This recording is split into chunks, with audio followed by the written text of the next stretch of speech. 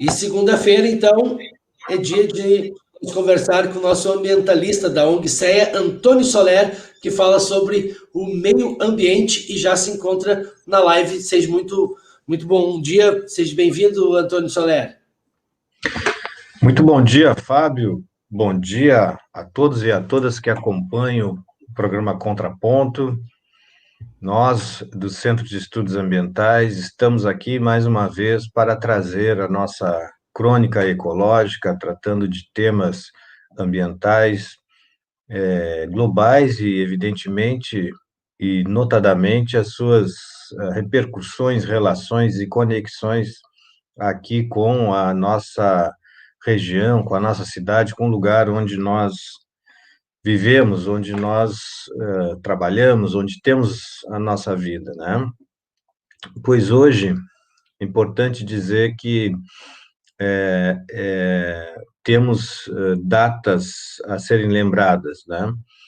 Ontem foi dia 4 de outubro, e dia 4 de outubro é considerado o Dia Mundial dos Animais, assim como também é considerada o Dia Mundial da Natureza, né, não tem nada a ver com a data mundial do meio ambiente, que é dia 5 de junho, né? A data de ontem é uma data que registra esses dois destaques, os animais e a natureza, porque é o dia também do São Francisco de Assis, né? Então é uma data que a Igreja Católica resolveu homenagear São Francisco de Assis, e por ele ser, para os católicos, né, considerado um santo que tinha uma grande preocupação com os animais, também acaba virando uma data de preocupação com os animais no mundo todo e da natureza para os católicos, evidentemente, né? Então, ontem a gente viu várias manifestações nesse sentido. E hoje nós temos uma data também importante, né? Sempre lembrando que para nós do Centro de Estudos Ambientais, as datas elas não são momentos de comemoração, né? Tendo em vista todo esse cenário de crise ecológica que a gente está suportando no momento e com o seu agravamento. Mas são momentos importantes para refletirmos sobre determinados temas, né? E é isso exatamente que a ONU, Organização das Nações Unidas, pretende fazer e faz, na verdade, com o Dia Mundial do Habitat, né? O habitat é uma, é um conceito que significa a casa, né? O lugar onde moramos, né? E a ONU resolveu, então, desde 1985, criar um Dia Mundial sobre o habitat, sobre o lugar onde moramos, né? Pode ser um bairro, pode ser uma cidade, pode ser um país e pode ser também o planeta, né? Em razão de um programa que a ONU já desenvolvia desde 1978, que era o Programa da ONU para os Assentamentos Humanos, né? Em 85, então, se criou o Dia Mundial do Habitat, que é um dia móvel, né? É sempre na primeira segunda-feira de outubro. Esse outubro caiu hoje, né? A primeira segunda-feira é hoje. E a ideia é justamente essa, refletir sobre as situações das cidades, né? As situações das pessoas que moram nas cidades e dos espaços, principalmente dos espaços públicos, né? Que conformam as cidades, né?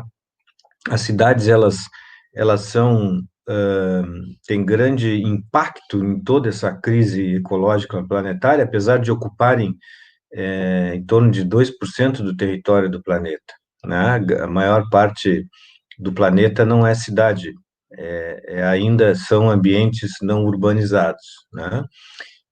Mas o grande impacto ambiental, a grande contribuição para a crise é justamente vem das cidades, né? Porque as cidades, apesar de não ocuparem os espaços, elas têm uma relação para a sua sobrevivência, para manter esse estilo de vida urbano que nós temos hoje, hegemônico nesse modelo de sociedade e economia capitalista. A cidade precisa se alimentar, né, se nutrir, se sustentar a partir da relação com outros espaços que não estão nas cidades, outros elementos naturais que não estão nas cidades, né? E isso, então, faz com que a cidade seja uma das grandes estruturas humanas, né? Especialmente nesse modelo capitalista, como eu disse, que geram significativos impactos ambientais pelo planeta fora e, notadamente, o aumento, né, contribuem de uma forma extremamente significativa e preocupante com relação ao aumento dos gases do efeito estufa, que dentro dessa questão da crise ecológica atual, né, e quando a gente fala em crise ecológica, a gente está falando também em crise política, crise econômica, crise social, né?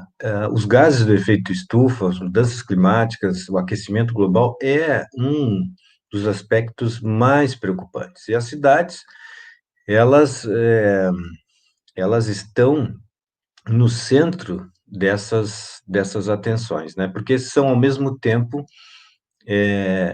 um grande fator, né, de produção de, de, de, de poluição, né, de impacto ambiental, de geração de gases de efeito estufa, e ao mesmo tempo que elas geram esse, esse, essa contribuição para essa crise climática, elas também são objetos dos efeitos dessa crise, né? Especialmente as cidades que se encontram em áreas ambientais mais vulneráveis, como são as zonas costeiras, como é, por exemplo, o caso de Pelotas e Rio Grande, né? Então, ao mesmo tempo que a cidade ela gera impacto, contribui para que esse grande impacto global das mudanças climáticas, ela também sofre de uma forma muito específica os efeitos, né, dessa mudança climática pelo mundo afora, especialmente as cidades situadas em áreas, como eu disse, né, áreas ambientalmente mais vulneráveis, que são as zonas úmidas, né? A ONU prevê que hoje já mais da metade da população mundial vive em cidades, em torno de 3,6 bilhões de pessoas, né? Mas a ONU prevê que em 2050 essa população urbana cresça para 7,1 bilhão de pessoas, ou seja, em torno de 69% da população mundial. A previsão é em torno de 64 a 69%, ou seja, mais de dois terços da população mundial viverão em cidades, né, a partir da metade deste século, o que vai certamente aumentar ainda muito mais os problemas ambientais, caso, né, nós não tratemos de duas questões importantíssimas para as cidades enfrentarem esse cenário, né? Que primeiro é a democracia, né?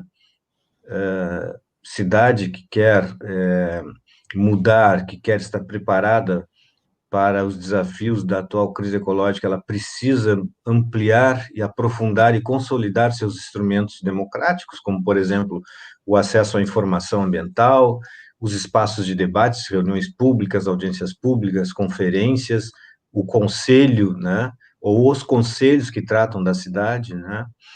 Lembrando que Pelotas já teve um rico momento de um processo extremamente diversificado e plural na construção do planejamento da cidade, né, no início dos anos 2000, quando se criou todo um sistema democrático de participação popular para a construção do planejamento da cidade, incluindo aí, por exemplo, o terceiro plano diretor, né, que depois, evidentemente, acabou sendo desvirtuado quando esse grupo político que está aí no poder acabou chegando ao poder, né, e, de certa forma, modificou as bases desse processo que tinha sido construído de forma democrática, né. Então, isso é importante, tratar a democracia, aprofundar a democracia. Justamente naquela época, Pelotas tinha um slogan de construindo uma cidade sustentável, que é justamente o que a ONU Habitat hoje, no Dia Mundial das Cidades, ela destaca a importância de construir cidades sustentáveis, um projeto que Pelotas viveu no início dos anos 2000, né? E outra coisa que precisa ser tratada é a justiça ambiental, ou seja, a concentração de renda e a forma como as populações recebem os ônus e os bônus do uso da natureza. Então, cidades muito vulneráveis, em zonas costeiras como Pelotas, como Rio Grande, nós temos uma série de problemas ambientais, como, por exemplo, a destruição de ecossistemas, que são fundamentais para enfrentar as mudanças climáticas. No caso aqui são os banhados, por exemplo, né?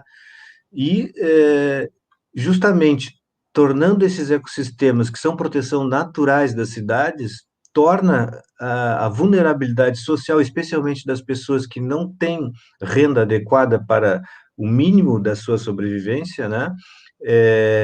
Enfrentarem essas mudanças climáticas, esses impactos ambientais de forma adequada. Então, precisamos trabalhar a democracia ambiental, aprofundar a democracia ambiental e, ao mesmo tempo, enfrentar duas questões fundamentais: a distribuição de renda e o planejamento urbano ambiental da cidade, protegendo esses ambientes naturais e também enfrentando, promovendo políticas, por exemplo, entre várias outras, como políticas de telhados verdes, reuso de água, reaproveitamento de água, tratamento de esgoto, a criação e a manutenção e ampliação de áreas verdes, a arborização urbana, parques lineares, parques urbanos, né?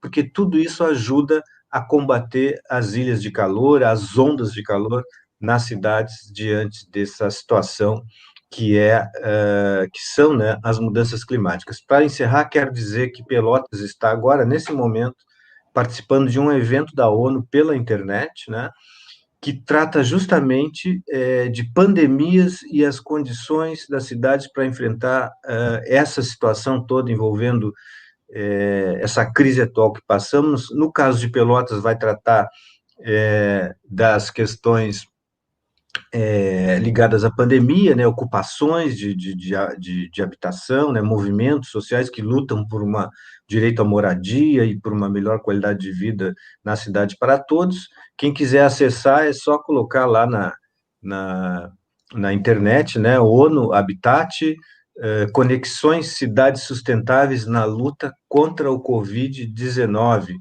né? Está acontecendo agora a ONU Habitat no YouTube, também no Facebook e também no blog da ONU lá, tá? Essa é a mensagem que o Centro de Estudos Ambientais hoje queria deixar aí para vocês. Dia Mundial das Cidades, repensar as cidades com mais democracia, com política ambiental e com justiça ambiental, justiça social. O Centro de Estudos Ambientais volta na semana que vem com mais uma reflexão sobre as questões ambientais da nossa cidade, da nossa região, sempre pensando no global. Um abraço a todos e a todas e até semana que vem. Até semana que vem. Obrigado, Antônio Soler. E agora você não saia daí. Volte em seguida, após o intervalo, que temos o Contraponto Debate com o companheiro Regis Oliveira, que fala com a socióloga Ana Prestes, Conjuntura e Violência Política. Eu volto a qualquer momento. Tenham todos um bom dia.